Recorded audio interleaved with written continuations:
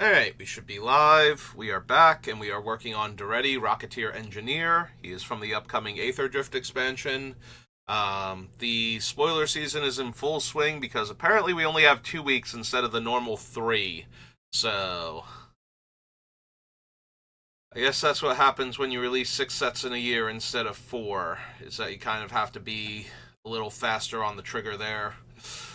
Anyway, so Daretti is a 5-drop. His whole thing is getting expensive artifacts into play by recurring them from the graveyard by sacrificing the artifacts you've already managed to cast, just in case you need a refresher on how he works or you're starting with part 5 for some reason. So when last we left off, Daretti is at 113 spells, and he kind of needs to be at 60 spells, 40 lands. He's very mana intensive in that he has a lot of very expensive spells, and he needs to get to at least 5 mana for him to get into play, and then probably somewhere between 7 and 9 just to make sure you can recast him a couple of times over the course of a game, because he is going to die because he is cheating very powerful things into play. So,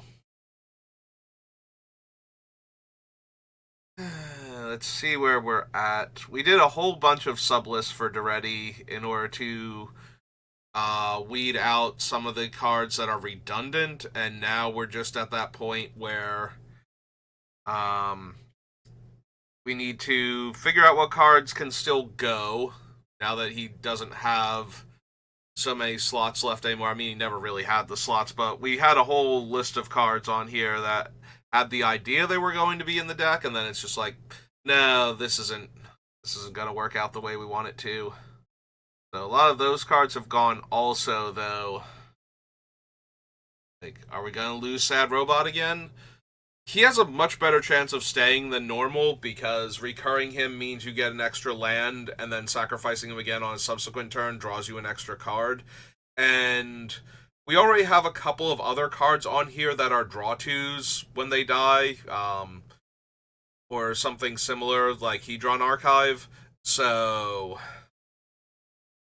if it gets me a land to begin with, and then gets me the actual card when it dies, it's kind of like a Hedron Archive where I'm not losing the mana off of it. Like, I'm only getting 1 mana the first time, but I get to keep that mana after the Hedron Archive is gone. So, Hedron Archive is starting to get a tiny bit worse each time, I think. Um, it does tap for mana for anything, so it can be used to cast Daretti. So that's the only thing keeping its head above water against the Mightstone and Weakstone, since they can't be used to cast Daretti specifically. Like, I can activate abilities of other things, and I can use it to cast. Like, I can't use it to cast things like All Is Dust, also, but that's kind of a shrug at that point.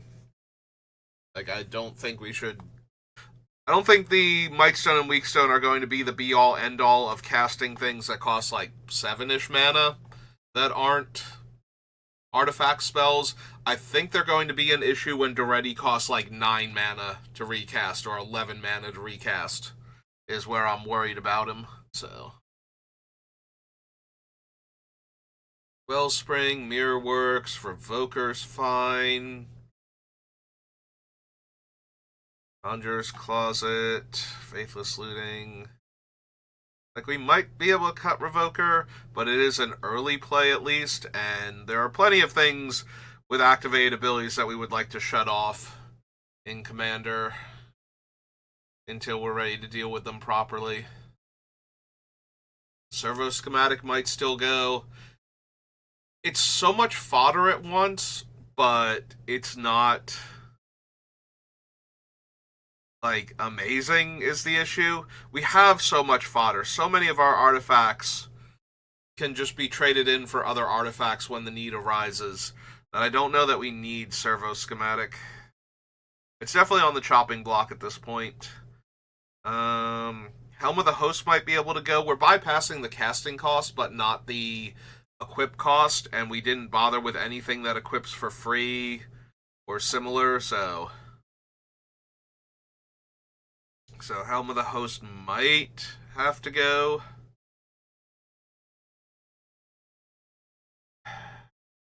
Transtemporal Gateway.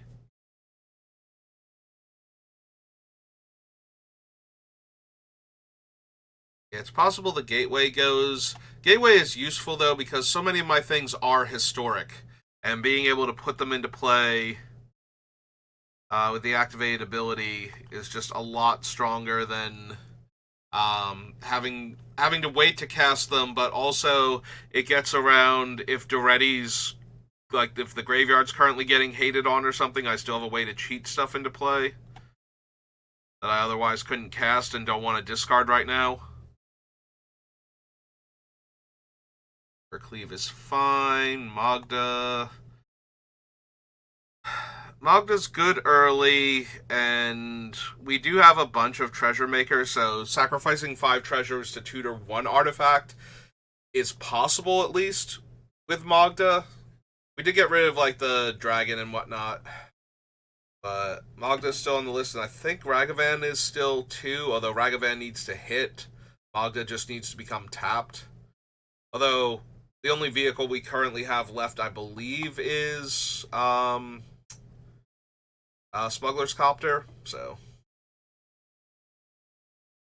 that might not be good enough. Celestis, Fable Earbreaker, Scrap Welder, Big Score. Karn Living Legacy might not be essential. Again, makes a lot of fodder, but fodder is not the issue. Does dig for things, though. Like, he's an excellent mana sink to find the things that we need. But that spot's also kind of being taken up by Fomari Vault from the Big Score bonus sheet. And that's a land. It's possible we don't need him also.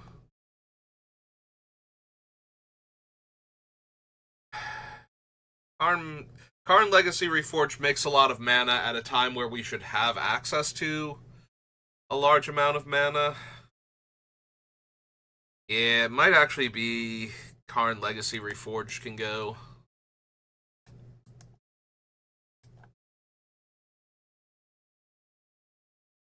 It's also possible Hugh the Entwood finally goes. This is a card that, this is the deck for it. This is a mono-red, artifacts matter, high casting cost artifacts deck. Like, in what other deck do you want a card that sacks most of your lands in order to look for a bunch of artifacts in the top cards of your deck and put them into play without caring about their casting cost? Like, I don't think there's any other deck that would ever want this, and I'm still not sure that I want this. Like, if I sacrifice 5 lands and get to look at my top 5 cards, like, this is what I'm thinking. It's like, it's a 5-drop. Even if I have more than 5 mana, that mana is probably coming from artifacts. So if I have 5 lands in play and I sacrifice 5 lands, like, what 2 artifacts have to be in the top 5 cards of my deck for me to feel like I got paid for this card? And when I think about it this way, like, I'm still struggling with that question, and I think I'm going to cut Hugh the Entwood because of that. Which is surreal to me because this is the deck for that card. Like, if this card does not work in this deck, it's got to be in some other 60-card constructed deck, because this is its home in Commander. This is the only deck that would want this card, is a mono-red, heavy artifact deck that can function without its lands. And that's still not good enough. Now, granted, if I find any lands, it'll put those back into play, so I get my lands back at the very least.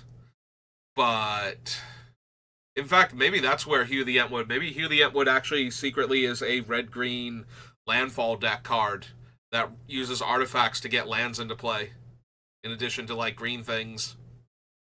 Even then, like, how many lands would you have to hit off of this thing for that to be good?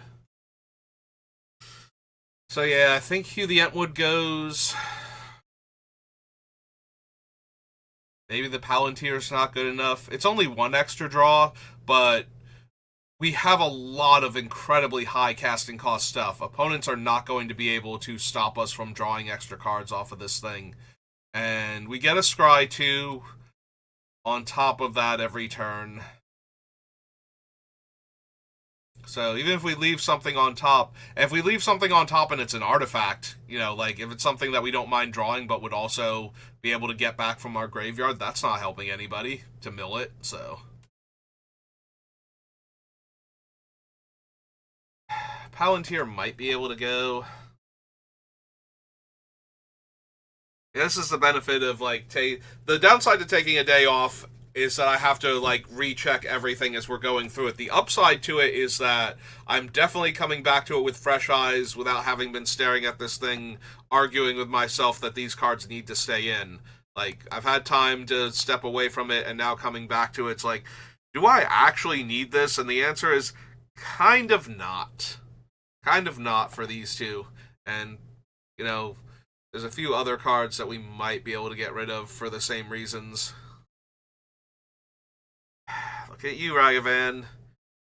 He's very off topic for this deck, except that if he's in the opening hand and gets to attack in a few times and make some treasures, that's great for ramping into Daretti or having an artifact already in play that we can throw away to Daretti as soon as he comes down. But on the other hand, if I top deck Ragavan on turn 8, is he even getting through for damage without having to spend the 2 mana to dash him and 3 more mana on top of that to make him unblockable? Because I'm pretty sure that's where I'm at if Ragavan's trying to get through on the ground on turns 5, 7, 12. If he's not in the opening hand or the first, if he's not in the first 3 turns of the game, I don't know how he's ever getting through for damage to make the treasure in the first place. And if I'm casting him after turn 1, then I'm probably using up mana that could have gone elsewhere.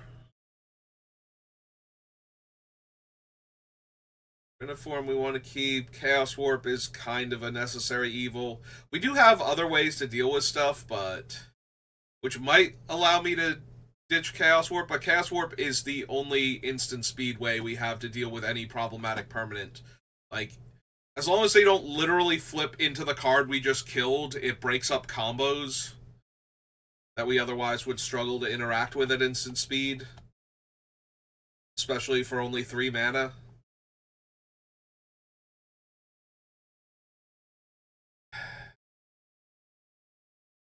Alright, so if Hugh the Entwood isn't good on 5 consistently, Saheeli's Directive also probably isn't good enough. It had Improvise, so it was kind of worth considering, but we don't make enough throwaway artifacts, and once we have a bunch of them, we start throwing them away. So, we probably don't need Saheeli's Directive anymore.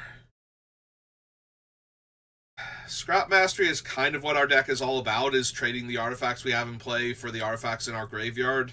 And there will be times where casting a Scrap Mastery is just going to refresh our board.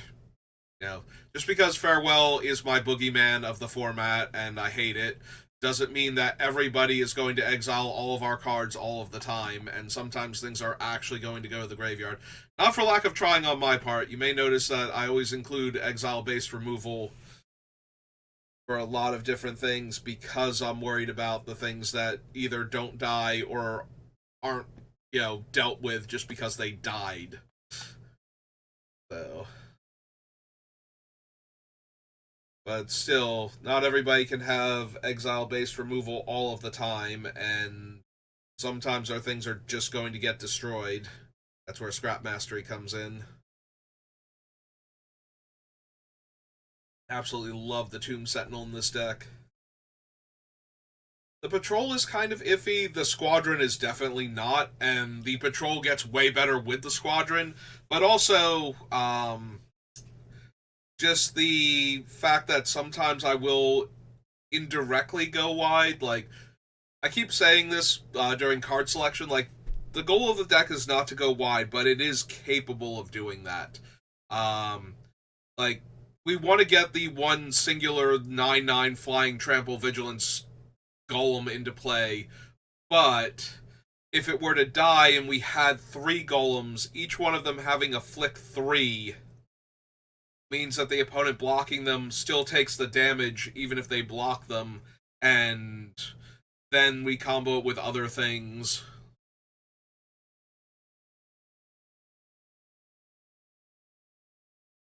So the patrol is not terrible. It might wind up getting cut just because I don't have room and I need to cut something. But I think they get to stay for now. Have our ramp. Might still be able to lose a card or three off of it. Although, a lot of them are either on this list because they're incredibly cheap and get me started a lot faster, or are on this list because they do something else and help us with our mana. I don't think there's anything on here that isn't cheap and doesn't do something else significant. Like, the most expensive ones are either giving us a lot more mana or are giving us other things on top of that, like card draw. Yeah, all of them are card draw, I think. Like, once we get to a certain point. So... And then, like, the middling ones, like making our creature unblockable, um, getting extra mana out of it still, while it's not the highest casting cost among the things. Yeah, no. I think all of them are fine. It's just going to be like, well, they're all fine, but we don't have room for all of them. So we have to make some kind of cuts here.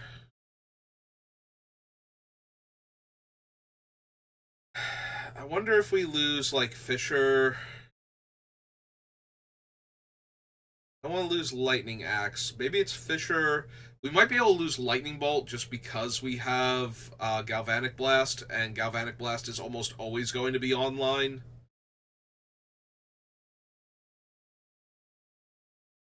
And then we just kind of lean on the rest of the removal package after that.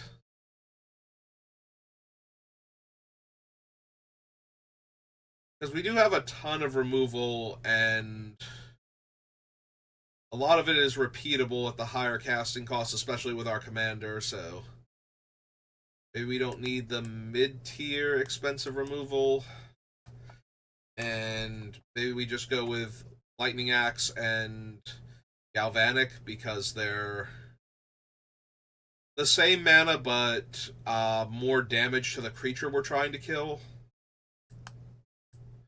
Like, Lightning Bolt is the peak of efficiency without any riders on it, but we don't mind discarding cards to Lightning Axe early on. Like, we actually want to get cards in our graveyard, so killing a utility creature or something that was, you know, ramped into in the early stages, so probably still vulnerable to 5 damage. It's probably okay.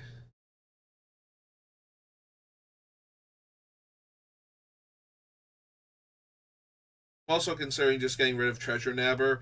I think Treasure Nabber creates an interesting tension with our opponents, because any artifact that they tap for mana gets, like, shifted over to me for the rest of, until the end of my next turn, and knowing that I can sacrifice artifacts to get artifacts back, and that is my game plan, will make people hesitant to give me their useful artifacts. That's like part of their mana base right now. But if they're not using them, then they don't function anymore. So, like, if you don't use it at all, then you might as well not have it for right now. And if you do use it, you run the risk of it just being the thing that I get rid of next turn. So, Treasure Nabber is interesting, but yeah, let's get Lightning Bolt and Fisher off the list real quick. Oh no, the other Lightning. Greaves, Lightning Bolt. Down to the dark for Fisher.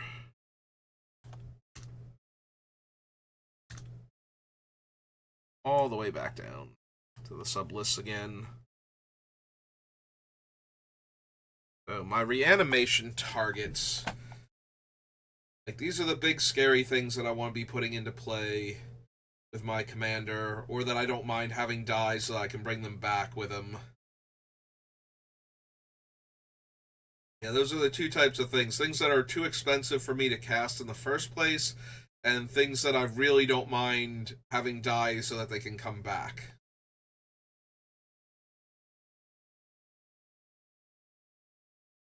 Triplicate Titan, Darksteel Monolith, Canoptic Tomb Sentinel, Squadron, Excalibur.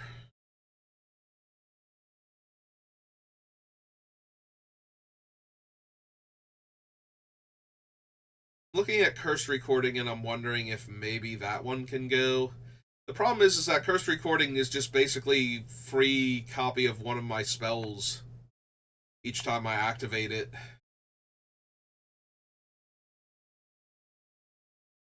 Because it's never staying to deal the damage to us.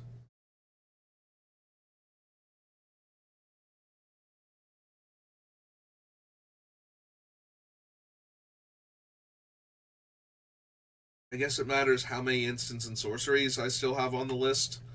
Because a lot of the space is getting taken up by artifact-based removal, so... I do wonder if I'm going to lose Hedron Archive. It keeps popping back up in my brain every time I see it that, maybe it's just enough worse than everything else. I could afford to lose it. 1, 2, 3, 4, 5 right now. Pop back up here. Brings us down to 108. Here all. Alright, what are my instants and sorceries that I have remaining?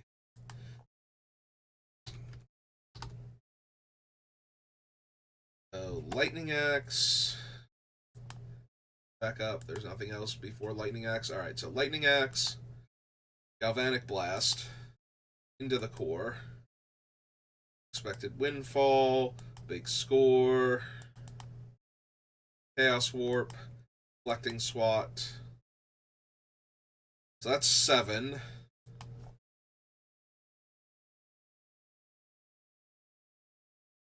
Gamble's 8. Nothing before Gamble, nothing before Gamble. 8. Copying that doesn't help much except for forcing it through counter spells. Same. So, Faithless Looting is 9. Pirate's Pillage is 10. 11. 12, yeah. 13. 14.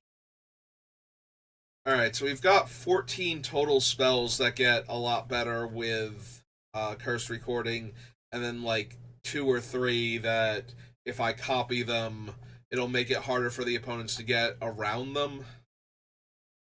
I think Cursed Recording has to go just because I lack the things to copy. Like, it's really cool when it copies any of the discard and draw spells, but I don't think that's enough.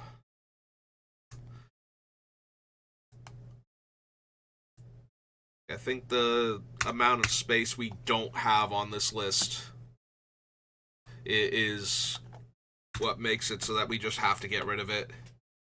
It would actually have been kind of interesting with Hugh the Entwood because the X would get locked in. So if we copied the X, then we would actually dig deeper into our deck. Also, it would be really strong with the Screwdriver and Manifold Key, because it can untap both of them, or both of them can untap it rather, and so the copies would stack, but I'd only be casting one spell, so would still only be getting one counter on it.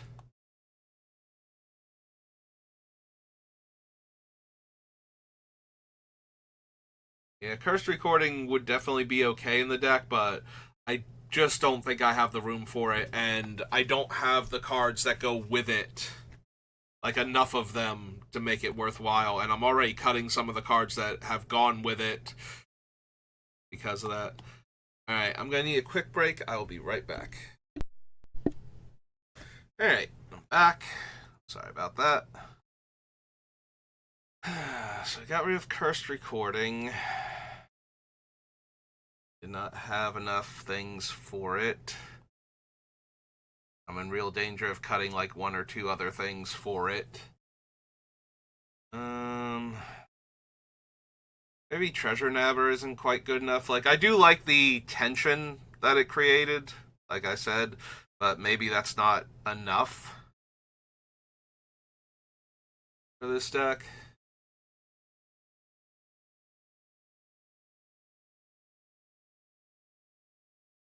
Hmm.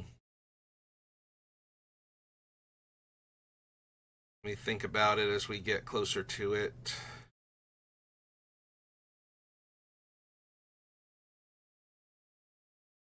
Yeah, I'm starting to think also that the schematic can go. That schematic's down lower. Wrong cluster of artifacts. Ugin, Stable Gearhulk, Panharmonicon. Yeah, I think the schematic can go. We have the Wellsprings and all of our mana rocks that can like trade in and out as needed, and treasure makers and everything else. I don't think we need. It's 3 artifacts stapled together, which is really nice because there's actually 3 separate artifacts to sacrifice, unlike Dreamstone Hedron, which is literally 3 Mind Stones as a single card. So, while it is nice that it's 3 artifacts stapled together for only 2 mana, we can do so much better with what we've got. I think.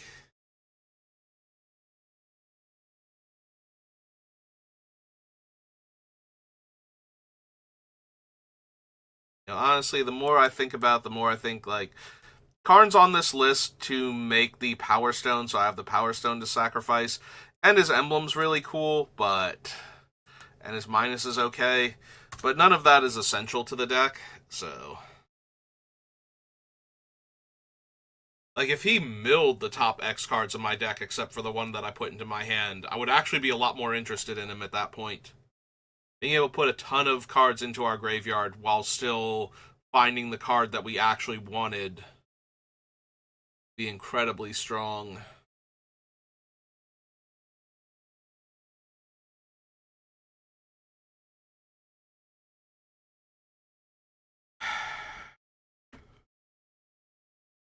Possible trading post can go. It's still, aside from, so Krark-Clan Ironworks is our best sacrifice and artifact excuse, like, to get the artifact back in the graveyard before Daretti attacks, so that way we can bring the artifact back again. Um, and I do think we want cards that can do that for us. The problem is that trading post is not amazing in and of itself.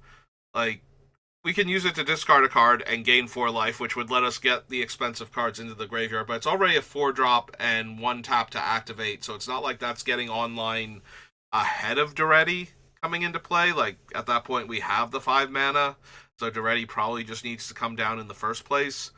So it's not good for that. Trading a creature for a dead artifact so that we can recast the artifact is fine if we're using it to sacrifice one of our artifact creatures to get back one of our other artifacts, and then the artifact creature's in the graveyard, and Daretti can bring that back while we're casting artifact spells that were cheaper that we brought back. And trading in an artifact for a card is fine. Like, every mode on it is fine, except maybe the goat, because the goat's not doing anything for our deck, but the other modes are all fine. I just don't know if any of them are good enough that, yes, this should be one of the other cards that's in here. Like, would I just be better off if this were Broadside Bombardiers again, or something like Bosch Iron Golem? And the answer is, I'm not sure, but maybe it would be better if it were one of the other 2 cards.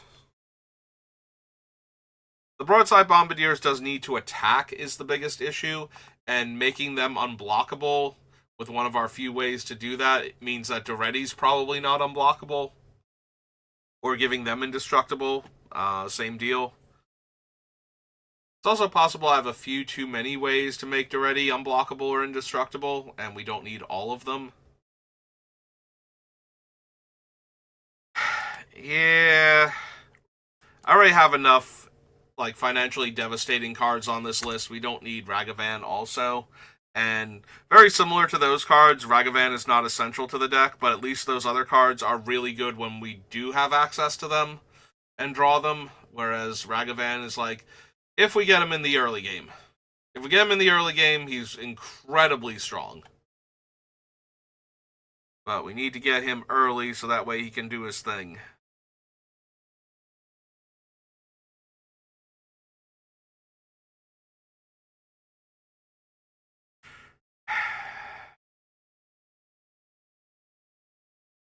Have other artifact destruction. And Treasure Nabber is only good against mana sources specifically. Now, granted, a Treasure Nabber against my deck with a Sacrifice Outlet would be incredibly painful. But, like, not every artifact-heavy deck has the specific artifacts that we need in order for the Nabber to do anything. So I think he can go also.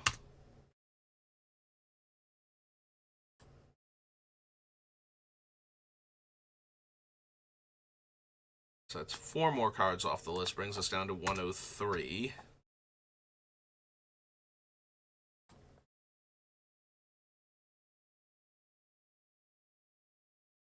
Alright.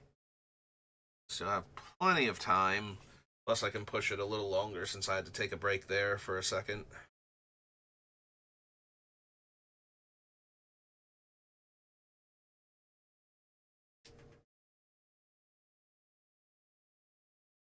Monolith, Memory Jar, Metal Worker, Thran Dynamo.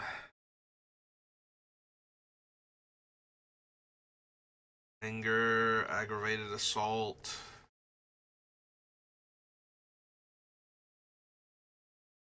I'm going to keep the Duplicant. Just being able to exile a creature every time it comes in. Yeah, we've got the Duplicant for exile. We have Portal to Phyrexia for the sacrifice, so we can get around Indestructible and Hexproof and all of that. Stop a lot of graveyard shenanigans with the Duplicant. Also, it makes it a lot easier to cycle through the artifacts the way I want to if we can get back the creature that we sacrificed to get back the non-creature artifact. If we can get back the artifact creature or whatever creature, well, it would be an artifact creature because we're sacrificing it in order for or to get back with Portal to Phyrexia, and then it's in play to be sacrificed to Daretti again to get back a different artifact, and that way we can keep recurring things like Duplicant and Sad Robot and all of the creature token makers.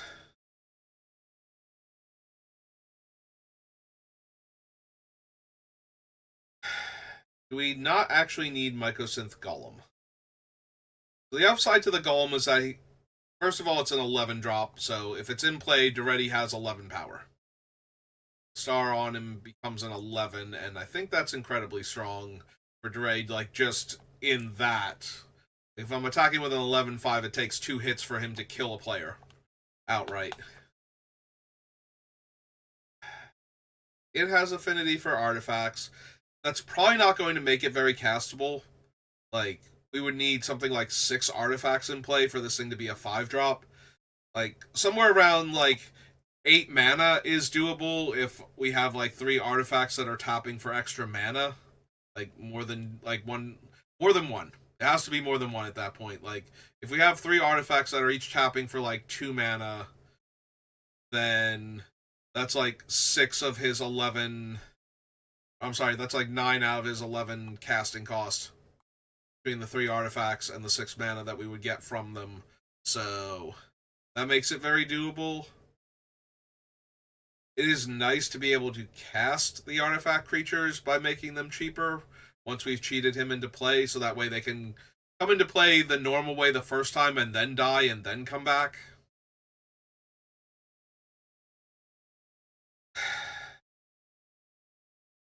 Alright, legitimately, like, I put him on here for raw power level. What is Kiki actually doing for us? He can't copy our commander. He can copy any of the artifact creatures with good ETBs or dies triggers.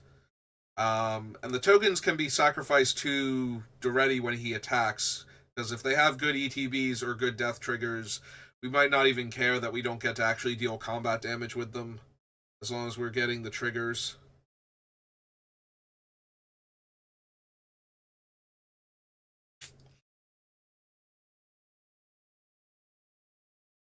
Like, he's alright, but there's no actual combo with him.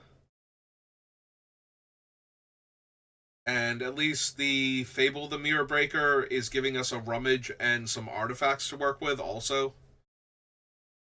Like, I think this might be one of the rare cases where Reflexive Kiki Jiki is just straight up better for us than actual Kiki Jiki. Yeah, you know what? I can actually see that.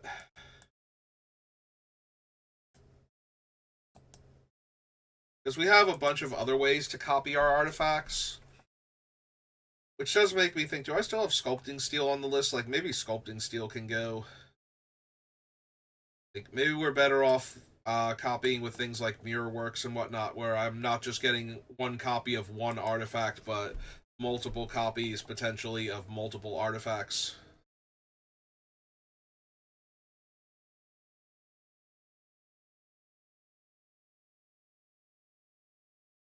Keeping the Ironworks.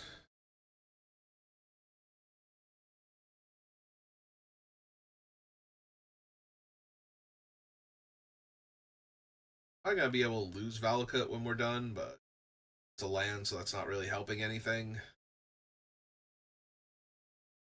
Yeah, having to get like 8 mountains into play, or yeah, or 8 lands. Five. Oh no, it's 7 lands, but still. 7 lands, and 6 of them have to be mountains, and one of them has to be Valakut. So we're not running a ton of non-basics, but we're certainly running some, and that's going to screw up Valakut fairly often.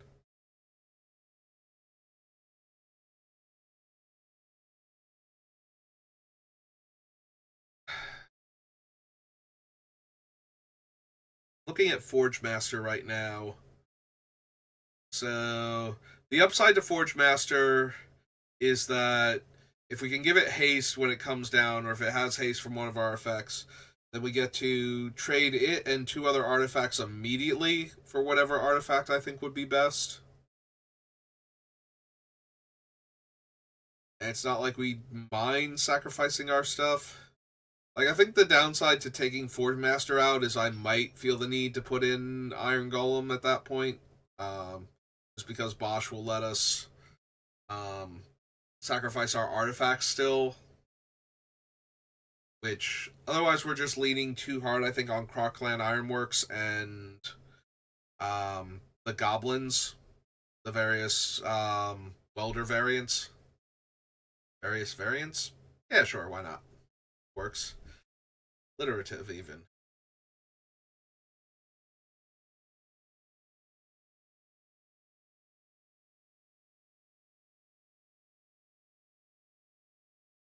You want to keep Karn liberated. Karn is just such an effective removal spell, like catch-all removal spell. Even if we can't recur him, I'm a tiny bit sad that the artifact planeswalker is not something my things can interact with any more than, Ajani cares about, can trigger things that care about him being a cat.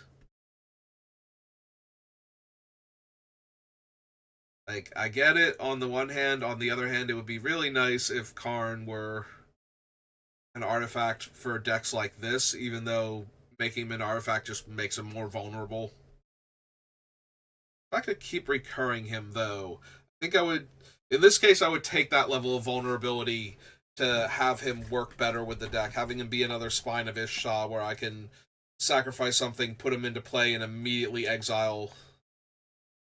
Maybe not immediately because it'll be mid combat, but you know what I mean.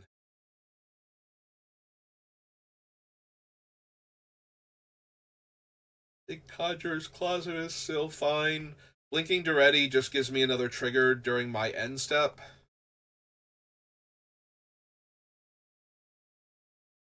And we have a few artifact creatures that have really good triggers that we can blink also. And we can blink things like the goblin that tutors an artifact in my graveyard. I think there's enough stuff to make it worthwhile.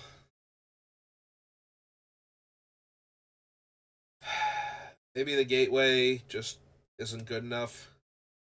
It's 8 mana total, so when we cast it, we're not going to do anything else with it that turn, most likely. Even with all of our ramping artifacts, I think 7 is where we're at a reasonable number. Getting to like 8 plus is certainly very doable, and there will be times where that's not even that hard because we have so many mana rocks, but there'll be other times where it's like, okay, I'm missing a few lands and I played out all of my mana rocks and I'm sitting here, at like 6 or 7 mana, and that's allowing the deck to function, but it's not letting us get up to the higher amounts of mana. Now, granted, that's still 4 on one turn, 4 on another turn, then, and it lets us bypass the casting cost, so that might still be worth it.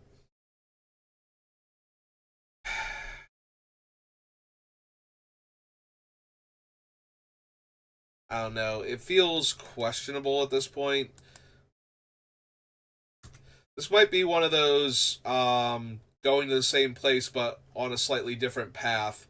And I kind of like when all the cards work in the theme unless they are incredibly powerful or they have just basic utility that every deck needs. So having a card that is also about getting expensive artifacts into play without paying their mana cost is great. Except that's not doing it the way Daretti's trying to do it, so that was an argument for it, was that we might be able to use that first and then have the thing die and then get it back with Daretti, or get it into play so that way it does its thing and then tag it out with Daretti, but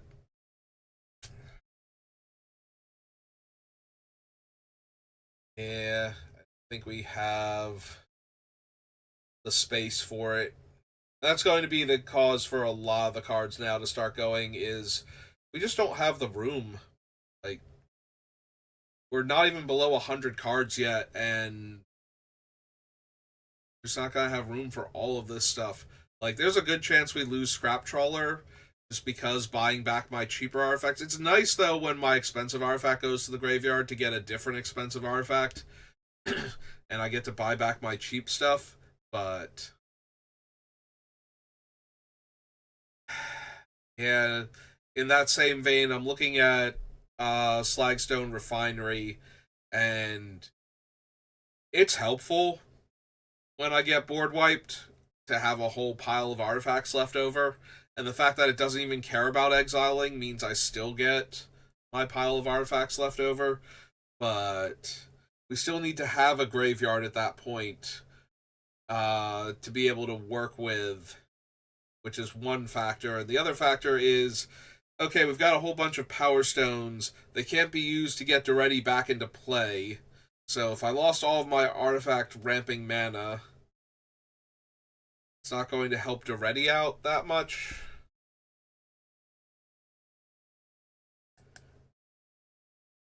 It's also nice that I definitely get a power stone each time I do Daretti's thing, where I don't sacrifice the power stones. So that way, if I do start running low on artifacts I want to sacrifice, stones are always there. But yeah. Yeah, I think that can go. Some water while I contemplate these other cards.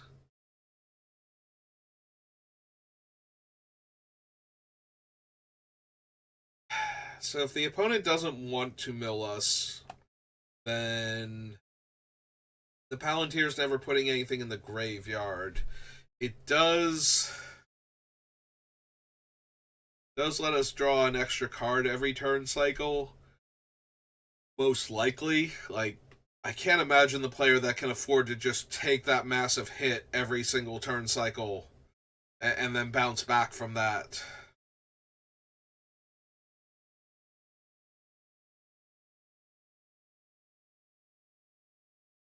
Yeah, maybe the Palantir's not good enough here.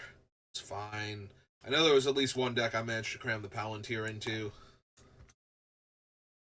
I think it might have been River Song. Does manipulating the top and bottom of my deck so useful at that point.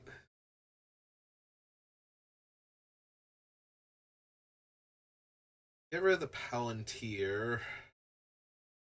2, 3, 4, 5 cards. We want to keep the Tunnel Grinder for right now.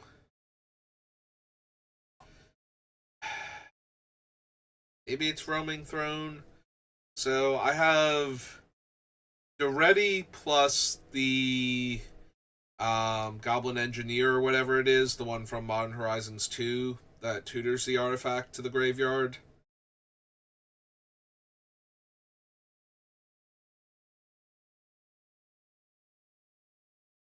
But I don't have any other trigger goblins, I don't think. Like, all the other ones are activated abilities. I don't know. Or they, like, the Treasure Nabber wouldn't have worked, for example. Let's see what other goblins I have. Daretti. Goblin Engineer.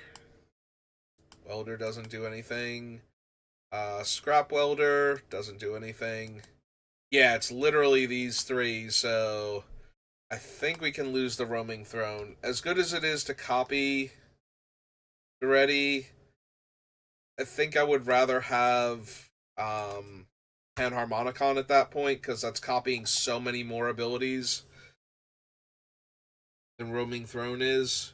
Like, yes, Daretti's is the most important, and he's the one I'm most likely to have access to consistently, so Roaming Throne is not terrible in that regard, but I don't need it. I don't think it's doing enough.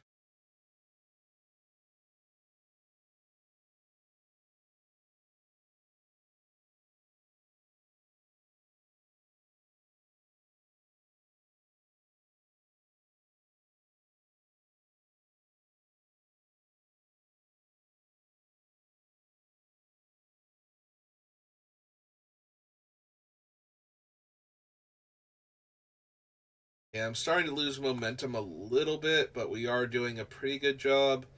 I do feel a bit bad, though, about taking like a minute or two out of the video and not giving it back, but I think if I just stare at the list for like 2 more minutes, it's not going to help much. So we have 1, 2, 3, 4, 5, 6. That does get us under 100. So I do feel like we accomplished something there as far as, the list is getting shorter. We only need to cut a little over a third of the remaining spells now, instead of like the half that we basically need to cut for like the past 2 streams. Yeah, I think I should call it here, otherwise I'm just going to be staring at the list for like another few minutes, and that's not going to help anything. So I'll probably be back on in a little while, doing drafting. We might stick with Eldraine, we might do Dustmourne. I don't think I'm gonna touch the Arena Direct again. I did do one of them because I think there's enough stuff in Dustmourne that I would be okay with getting more boxes of it if I won. Like, I skipped the Bloomburrow because I had already finished off the set, and I have multiple copies of a lot of the cards that I would really want from it, so I wasn't super worried about getting more Bloomburrow, but Dustmourne, I think, like, Dustmourne, I still haven't even opened my second box from it. It actually just came yesterday, so we're gonna open it. Well, I'm not gonna open it on stream because I don't have a setup for that, but I'm gonna open it later tonight, so figure out what I got. But I'll probably be back on doing at least one more draft. Might be Wilds of Eldraine, might be Dustmourne. But that's going to do it for me for right now, so thank you for watching, and I will see you next time. Good rest of your day.